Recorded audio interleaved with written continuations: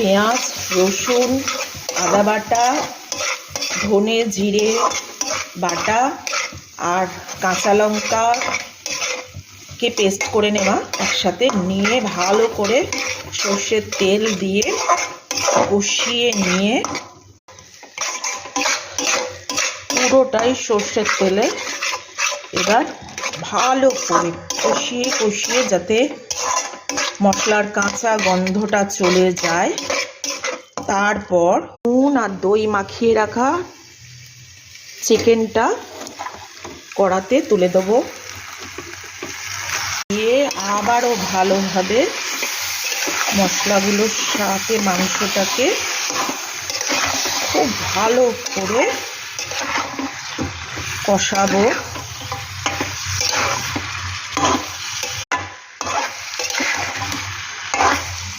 বলতে ভুলে গেছি, কাশ্মীরি লঙ্কা গুঁড়ো এই মশলার সাথে দিয়ে দিয়েছি, দিয়ে মশলাটাকে ভালো করে মাংসটাকে কষিয়ে কষিয়ে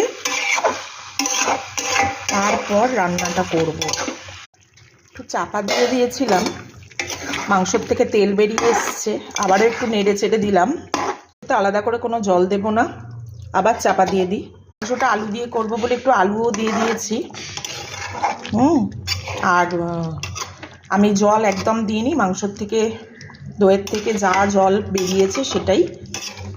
মোটামুটি মাংস সেদ্ধও হয়ে এসেছে,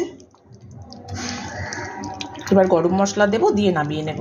তো মাংসটা কমপ্লিট হয়ে গেছে, সেদ্ধও হয়ে গেছে, এবার আমি গ্যাস অফ করে দিলাম।